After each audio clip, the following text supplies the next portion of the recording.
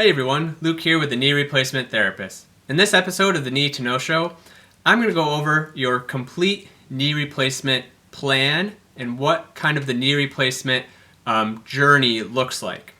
So I'm taking a bird's eye view, sharing kind of what, in general, on average, a knee replacement journey will look like from the day you decide to have a knee replacement till the day that you are essentially discharged from therapy and on to kind of long-term management and recovery from surgery.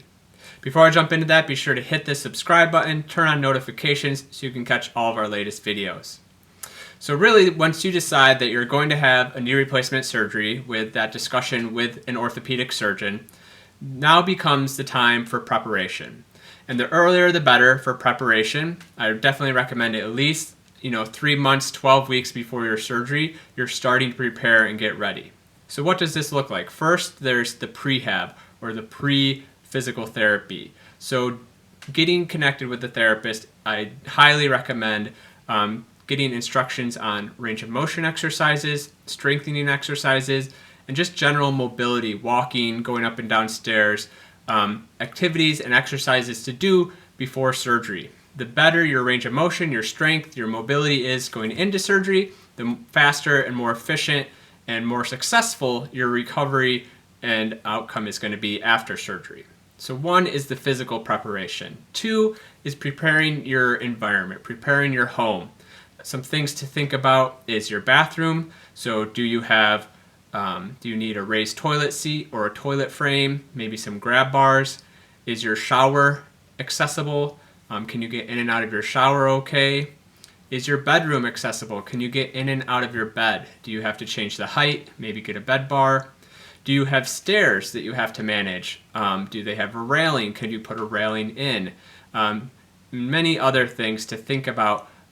Preparing your home environment, having a social support, if that's family, neighbors, friend, things to think about preparing your environment before surgery.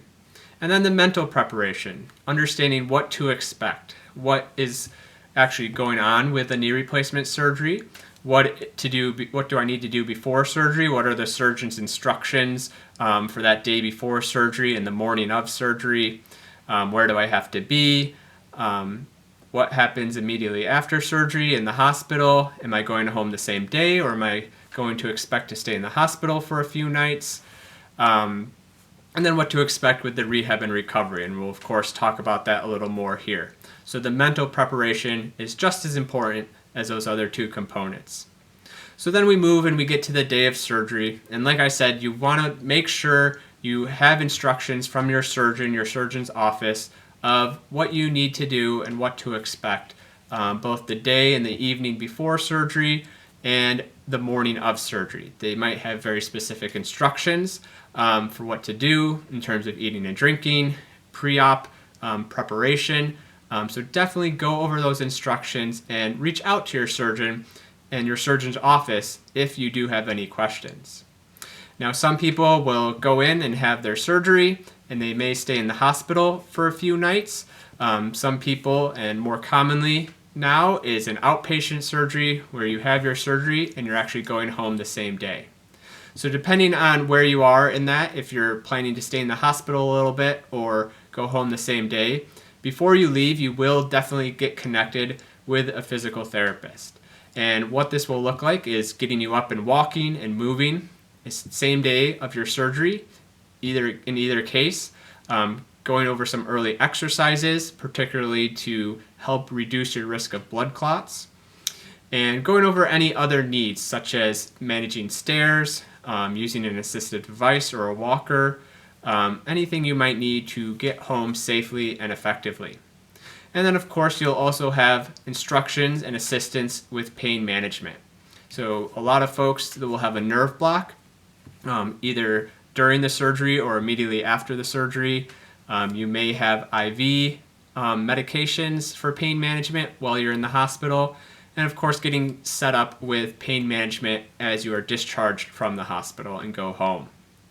Now those first 1 to 2 days, once you are leaving the hospital, for some folks this tends to be less and less nowadays, but for some folks you may go to an inpatient facility, such as an inpatient rehab or a skilled nursing facility in some instances. But a lot of folks will return home. And you may end up getting connected with home health or home therapy services. So this would include a nurse as well as a physical therapist who would come to your home, usually for a couple of days, a week or so, early on after surgery, where getting to an outpatient facility might be excessively burdensome or difficult. And what they'll do is, one, make sure you're managing pain and symptoms, making sure your home is set up for you to be successful and independent, or able to do things at least with assistance of family members, and getting early on mobility, walking, exercises, starting to build up that range of motion, that strength, and just making sure that you can tolerate your daily activities and things and do what you need to do to be independent. Usually after a few days or so, or a week or so, you'll transition from home health to the outpatient therapy clinic. But before I get into that, we also want to talk about once you're in outpatient, or once you're home and out of the hospital, you're going to want to look at pain management and symptom management. And this is what we refer to as multimodal, so multiple different modes of pain management. So one, that's prescription pain medicine, that's additional medicines such as Tylenol or maybe an anti-inflammatory. It's looking at also things like icing, use of compression garments or wrapping, elevation, eventually using heat. And it also may look like electrical stimulation, and that might be something that you get set up with more often in an outpatient clinic. So pain management is something that starts from day one of your surgery and will continue throughout your rehab and recovery. So then, like I said, you're discharged from the hospital. The majority of folks, you'll go home. You'll have some home health services if necessary, if needed. And then you'll eventually, almost everyone will transition to outpatient therapy. So going to an outpatient clinic and doing your therapy 2-3 times a week. Usually this will go on average for maybe 4 to 8 weeks. This can really vary from person to person. Some people may need much less. Some people may need to go, further out into 12 weeks, 16 weeks. It all really depends on your personal factors, if you have other medical comorbidities, and just how you're progressing with your rehab and recovery. So what you'll do in physical therapy and outpatient therapy, you'll most likely, of course, have exercises. So exercises to work on your range of motion, your bending, your straightening, building up strength, building up mobility and function, working on walking, standing balance, stairs, and anything and everything that you need to be independent and successful upon discharge from therapy. You may also receive some manual treatment, some hands-on treatment, most commonly working on soft tissue, working on helping to improve your range of motion in that knee joint. And you may also receive other modalities. So, for example, ice, heat, electrical stimulation, or TENS. Sometimes people will receive NMES, which is a form of electrical stimulation that helps to actually cause muscle contraction and build muscle strength. So that's another modality you might receive. And in rare cases, people may receive other things such as ultrasound or sometimes even laser treatment. Again, working on building range of motion, building strength, but really the main goal is building your functional and physical capacity to recover fully and get back to your normal self after surgery. So at some point, getting to the level where you can return to driving, return to work, return to your recreational activities, return to your normal routine as much as possible. Eventually, within those couple of weeks, couple of months, you'll be discharged from outpatient physical therapy as long as everything's looking good.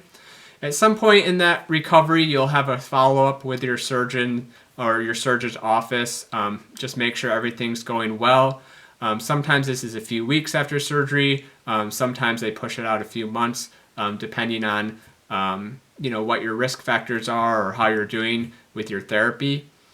And once you're discharged from physical therapy, then it really comes down to your long-term management your long-term health with a knee replacement surgery. So what that means is, one, staying physically active and having an exercise routine is extremely important and beneficial.